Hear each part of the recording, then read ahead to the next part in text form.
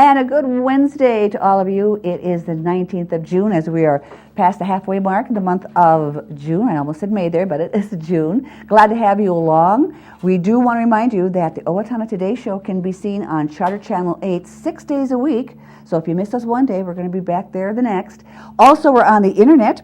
We can be found on YouTube as well as blip.tv, and don't forget Facebook.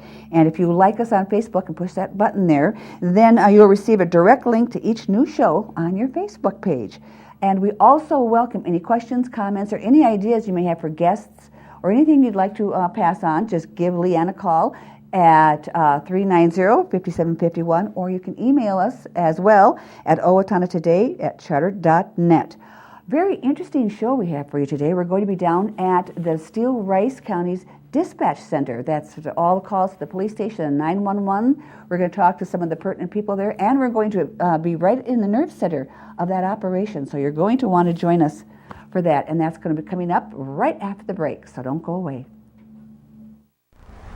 I'm Dan Branstad of Carlson Branstad and Company, Certified Public Accountants. We support the Owatonna Today Show. Owatonna Public Utilities, real people, real reliable, real progress. Making life a little easier day after day, taking pride in our community, listening to what you say, a voice you can talk to. We're growing with you in mind in everything we do. Owatonna Public Utilities.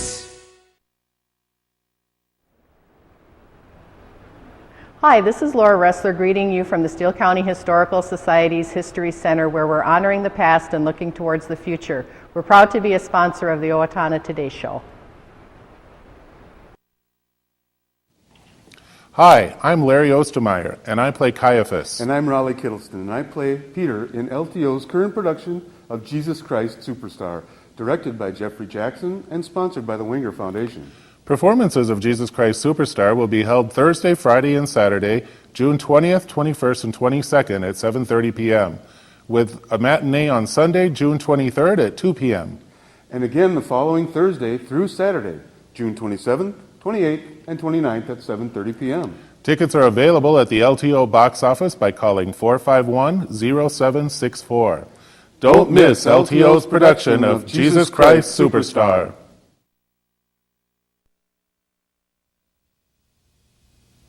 On location now at the Dispatch Center, which I discovered has incredible meaning. Many of you probably, like me, thought the Dispatch Center just involved law enforcement, but it doesn't. It has so many more agencies involved, and they do just so many other different things, and that's what we're going to find out about today. We are here talking with Timothy Boyer. And Tim, first of all, what is your official title? I am the administrator of the Rice-Steele 911 Center. 911 Center. Now that takes on a whole different meaning from when you just say Dispatch Center, we think of law enforcement. Why don't you tell our viewers just all the different agencies that you have to handle and deal with? Well, we currently serve 22 public safety entities within the boundaries of Rice and Steele counties. We have a number of other allied partners, but our primary service individuals are all the public safety entities, from fire services to law enforcement, as well as emergency medical services within Rice and Steele counties. Mm-hmm.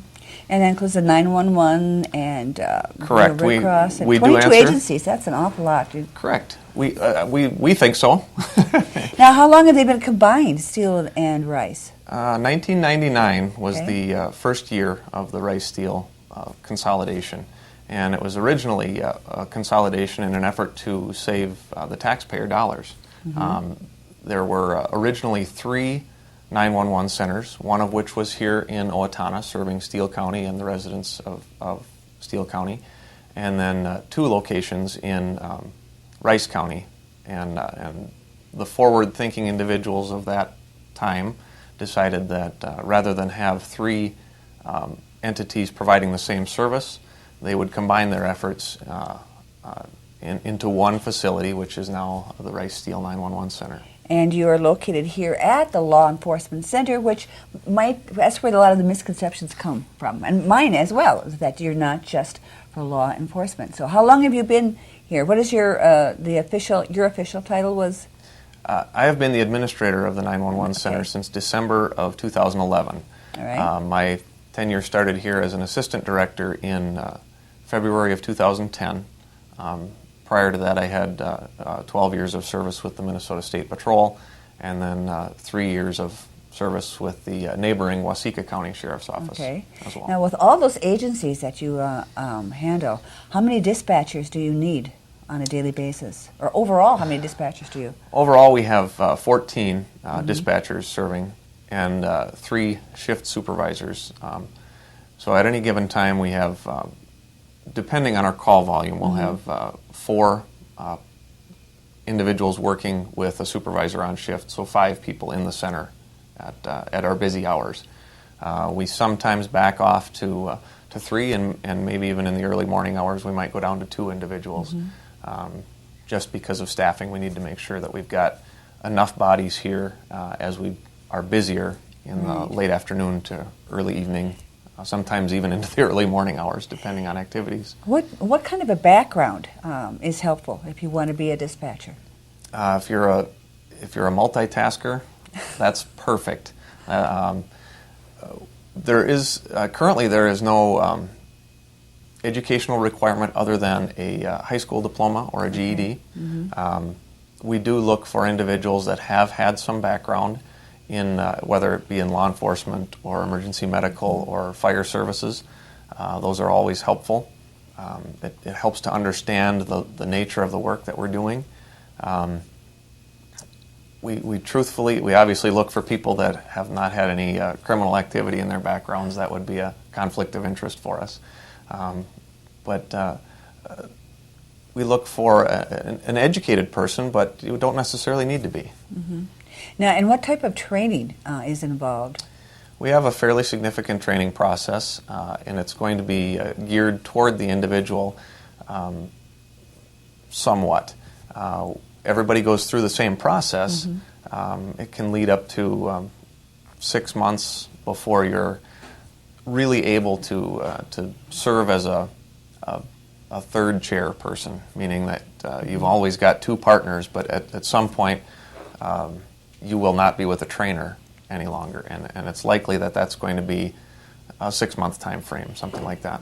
I would imagine, wouldn't you kind of be looking for someone who's got kind of a calm demeanor, because you get some pretty scary calls and some things, pretty hairy on the other line that you have to stay calm to calm them down. And if you're sitting there going, oh my goodness, it's pretty hard to do that, I imagine. Absolutely. We do look for individuals that are very calm, collected, able to handle stress. Part of the testing process as we look for and hire new individuals, we do put them in that type of situation to monitor and see how they handle those types of calls. We'll provide a scenario to them and record that scenario. And do you do like role play in that? We do.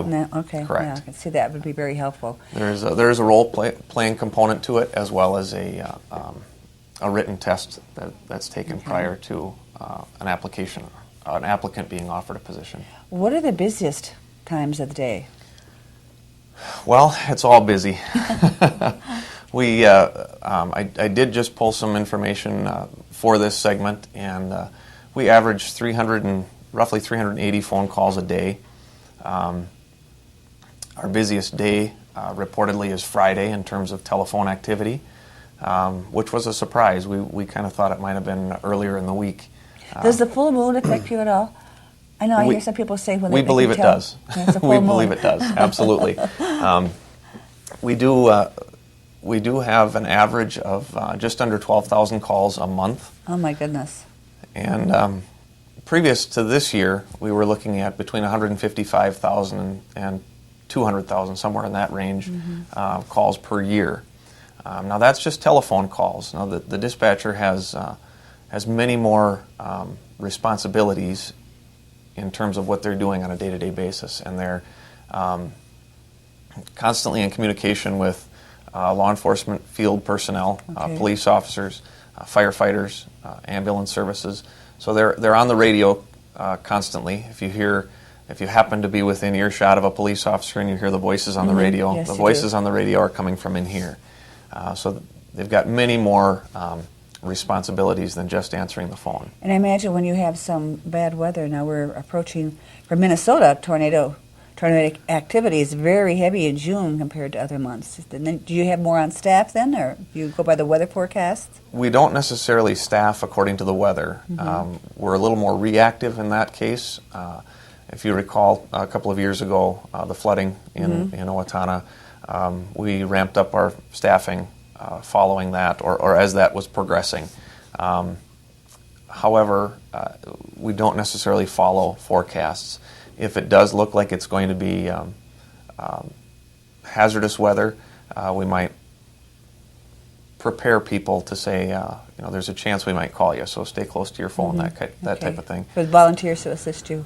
Correct. Yeah, but Somebody that might want to come in and pick up some extra hours. about how many percent of calls would you say are not non-911, but some people just think of 911, they have to dial right away. Do you get a few of those that, Get a significant number of phone calls. of misuse of 911? Right, people calling that they need to speak to a police officer.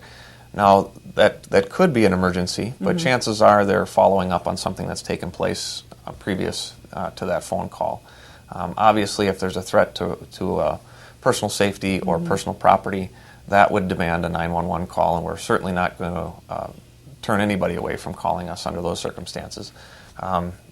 If you're not in a position where you're going to be injured or there's something that's some type of illegal activity, I would recommend that you call a local police department number, the 7-digit number. Right, because you're busy enough as it is. Correct. Yeah. And we're going to take, in our next segment, we're going to go and get a look at the dispatchers. And before we wrap up, is there something you want to touch on that we haven't covered yet? Do you want to mention? I think we've recently implemented a emergency notification system, and we would like to direct individuals within Rice and Steele counties to opt into that system. If you have any questions, concerns about that, we would encourage you to call our office. I would be more than happy to help people enter into that and receive emergency 911, calls. but Not your 911, office, yes. but What's correct. that number, Tim? They can call 507-451-8232 and ask to speak with me. I'd be more than happy to help people walk through that. Good. So now we're going to take a quick break, and when we come back, we're going to go see the, I guess you'd say, the nerve center of the dispatch center. So stay with us. Hello, I'm Sean McNulty, And I'm Deb Gillard with Brookdale Senior Living, Sterling House, and Clarebridge of Owatonna. and we are a proud sponsor of the Owatonna Today Show. Hi, Ann Plaskanko here from Senior Place, and it's our 25th anniversary this year. We provide health and wellness programs, and one of those programs is massage therapy with Betsy Wright. Yes, Repose Massage can give you pain and stress relief naturally. So make an appointment today. Yes, and find out all the other programs and services we have to offer and join Senior Place today. Have you talked to your teen about marijuana lately? Maybe you should. Regular marijuana use can sap a teen's motivation to learn. Users do not live up to their potential and drop out of positive activities. Marijuana affects memory and learning and stays in your system for weeks. Marijuana also affects judgment and perception. Reaction time when driving is reduced by 41% after smoking 1 joint and 63% after smoking 2, affecting the safety of your teen and other drivers on the road. You need to talk to your teen about the effects of marijuana use. It's not just a harmless high. For more information, please contact the Steele County Safe and Drug-Free Coalition. Hi, I'm Glenn Mager. And I'm Tim Thomas of the Brick Mager Funeral Home, and we're proud to serve the Medford and Owatonna areas with cremation and traditional funeral services. And we're proud to be a part of the Owatonna Today Show. Hi, my name is Dave Olson, and I'm with R&K Electric, where we provide power to the people. We're proud supporters of the Owatonna Today Show.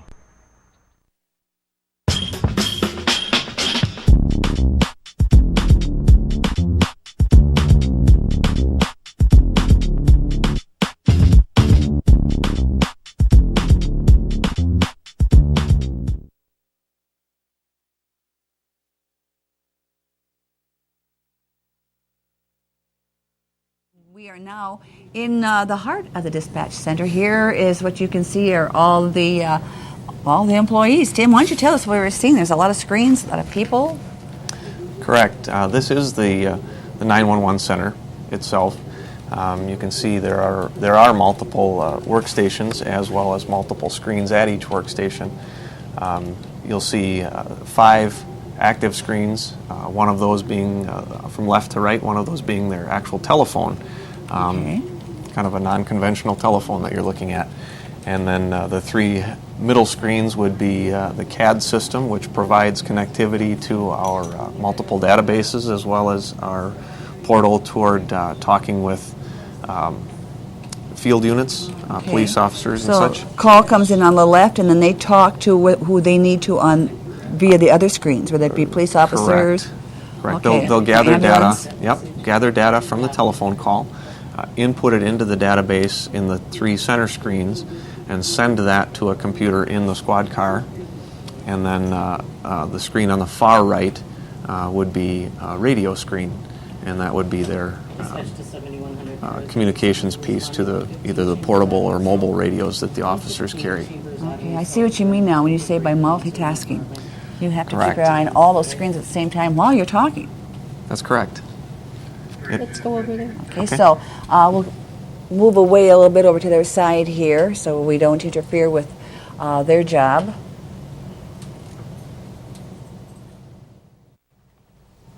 Jill Bordhus is our next guest now. She is supervisor. Is that your official title? Correct. And Jill, how long have you been working at the dispatch center? I've been with the center since 1999. 99. So you've seen a lot of calls and handled a lot of different situations, haven't you? Yes. Why don't you take us through what happens when somebody calls? Say I call now, I rolled over on Highway 14 and I'm trapped and I can barely get to my phone and I dial 911 and a lot of people are probably hysterical and say, help, I've been in an accident, and then you have to come on the line and kind of calm me down. What is it you take me through that? I'm saying, I'm been in an accident, I'm trapped. Sure. The first information that we see is the information that populates on our phone. So that'll tell me whether you're calling from a residence or calling from a cellular phone. Depending on the technology with your phone, we can tell whether or not you're a phase 1 or phase 2, which helps us determine your location. So people don't need to worry that they're not going to be found. Correct. Yep. The technology has certainly come a long way over the years, and it helps comforting us to know. determine where you are. So the information comes up, we can tell where you are, what phone number you are, and of course we verify that information. So we always want to know what address you're at, because the event could be happening at a different location. You may be just calling for somebody, but you're calling on behalf of your child who is currently at this other address. Or have you had calls from people that have gone by something and they couldn't really stop, but they just wanted just to let somebody know that there may have been a situation? Right, yep, and any information that they can provide about that situation. So we'll take information about the address of where you are. We'll verify the phone number that you're calling from in case we get disconnected or we need to call back and get some additional details. We'll find out what's going on, and dependent on what type of call we're dealing with, we have different questions that we ask. So if we were dealing with some type of altercation, we would find out who's involved. We'd want to know whether or not there's any weapons involved in the altercation. We would want a description if that person were to be leaving the scene. We'd want to know, are they leaving by foot or are they leaving in a vehicle? If they're leaving on foot, we'll get a description. We like to take a description from head to toe.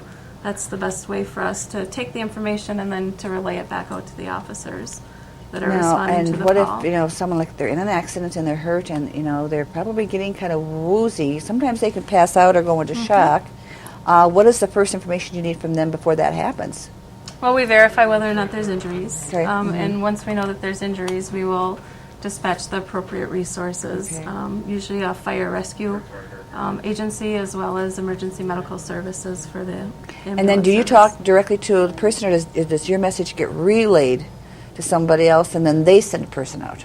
You say whatever car is closest to this position on Highway 14 or whatever, or do you dispatch it to somebody else, say we have an accident on Highway 14, like a highway patrol or something like that? That would depend on the resources that we need. We take care of the law enforcement here, and we have a combination of some emergency medical services that are dispatched through our center, but we have others that are dispatched through another dispatch center.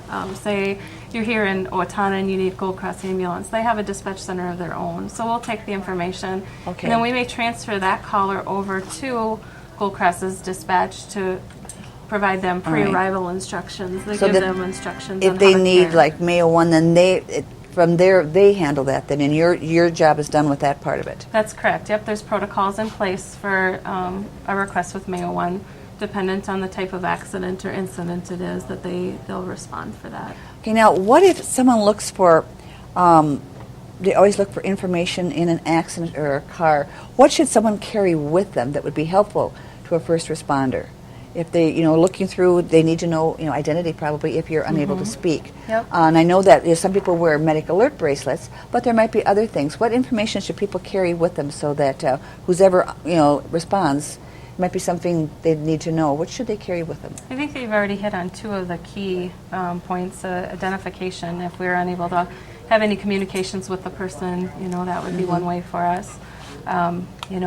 Another piece that's there is your insurance cards. Your insurance cards are required to be carried in your glove box, and that'd be another place that they would look with information and address to maybe help determine the person. Along with contact information, who to call in case of emergency. And Yep. Or they may use a cell phone if it's not a locked cell phone. They may be able to go into a phone and it says mom or dad or something like that. Then they'll be able to work. Now, I don't know if I did it right or not, but I have 2 metal pieces in my ears and cannot have MRIs. So I just thought if something happens, I just wrote, to whom it may concern, Yeah. please do not do MRIs, because sometimes they can't contact the next of kin to get information when they bring you in. Sure. So, something like that, do they pay attention to that and does that get passed along? First responders are trained to look for that type of information. Yes. Okay, all right. Now, we talked about 22 agencies, and of course we can think of ambulance and probably hospitals and law enforcement and, weather chasers or, spotters for tornadoes. What are some other agencies that you're affiliated with? We work with the power companies very closely. We work with the Red Cross, highway departments. They assist us with barricades or. Okay. There's multiple agencies within the county that we, if there were to be a pandemic of some type, we work with public health. So there's a large amount of agencies that we work with. Chaplain services is another. Okay. We work with. So I suppose you had to do a lot of that when we had that flood here a couple of years ago, when there were certain roads. So what if the highway department calls and says it's too snowy out there, we are closing 35 W, how does that affect you? Well, we do have protocols in place on how to react to that. I-35's primary resource is the State Patrol, so they take care of the main part of it. But we make notification to the responders. Dependent on the situation, we may have to open an emergency shelter. Okay. So we would have to take the steps to make that happen, whether it's in Rice or Steele County. So people that work like with the Red Cross and those responders, you're probably one of the first people that they need to call. Yep, So that you can delegate, or if someone gets a call saying, well, you can go here or you can go there. Yep. We have a notification list that we follow if there were to be a closure of the interstate. And, they're on the list. And we continue to. So now, I don't hear a lot of calls going off, so we probably hit a rather calm time of day here. Yep, there is no rhyme or reason. It is just what's going on in the community where people are out and about and what happens to be happening at that point in time. And I'm sure all of you, when you come to work, you pray for a calm day. I mean, it's just no disasters and things like that you have to handle. Yep. So you don't want to be busy in this particular type of job. We certainly don't want to wish any misfortune on anyone, that is for sure. Well, we thank you for giving us an idea of what's going on here. I'm sure a lot of people were curious, and like myself, I had misconceptions, so we thank you for all your information. And we've been at the Law Enforcement Center. We hope that we were able to give you a better idea. I know I certainly learned a lot.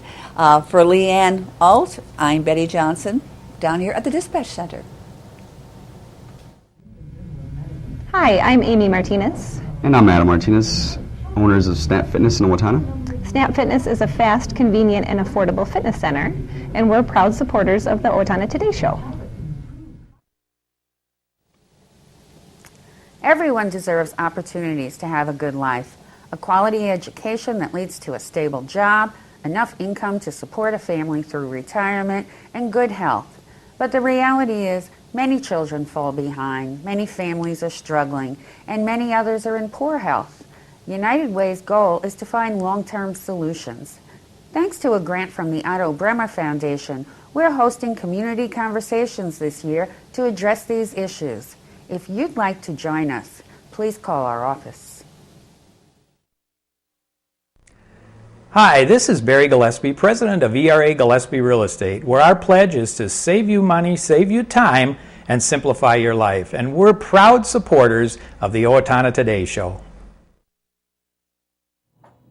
Thank you for staying with us. We do have some announcements we want to pass along. And today, the Minnesota Senior Games are getting underway in Owatonna, and what a good way for us to show off Owatonna and put our best foot forward. There's going to be people from over 15 states, between 350 and 400 people participating in 500 different events. If you'd like to get out and support some local members or just see what it's all about, you can find the different locations for the sports by going to www.minnesotaseniorgames.com. And I wouldn't be surprised if Park and Rec still might need some volunteers. You can give them a call at 444-4321 to see if you can help out a little bit. And coming up on Friday, the first movie, there's going to be 3 of them in Central Park this summer. It takes place at 9:05. It is called Surf's Up. It's an animated feature. It's great fun for the whole family, mom, dad, grandma and grandpa, and all the kids. Come beforehand at 8:30. They're going to be having some pre-movie activities. Bring your chairs and your blankets, and there will be popcorn and pop and lots of concessions available. We'll hope the weather holds out. Also, there's going to be a super animal adoption event planned for June 22nd. It's Saturday at 10 a.m. to 1 p.m. at the Graham Arena Complex at Olmsted County Fairgrounds in Rochester. The Steele County Humane Society will be in attendance for that. And we also want to mention that premium books, the fair premium books for the 2013 Steele County Free Fair, have now been placed at outlets around Steele County and are available for a pickup. The books are located, of course, at the fair office, as well as the Chamber of Commerce, all Steele County banks, public libraries, Kotke Jewelers, the 4-H Extension Office, along with Carafo and Cow Studios, Let's Ride Tack and Apparel, Krause Livestock in Hope and Synoptra in Hope, the Steele County Administration Building, Ann Horns in Medford and Triumph Graphics, and the premium book is also posted on the fair website at www.scff.org. And fair time is going to be coming along before you know it. And also, trees are now available for purchase for the Festival of Trees coming up in November. If you'd like some more information on how you can purchase a tree or how your business can sponsor a tree or be a corporate sponsor, just call the Advocates for Developmental Disabilities at 451-9769. And that's going to do it for our Wednesday show. We do thank you for joining us. Coming up, our next show on Friday, we're going to be talking Build the Barn Bash with Jim Gleason, and Evelina Giobi will be along with the United Way. So have yourself a good Wednesday, and we'll see you back here on Friday.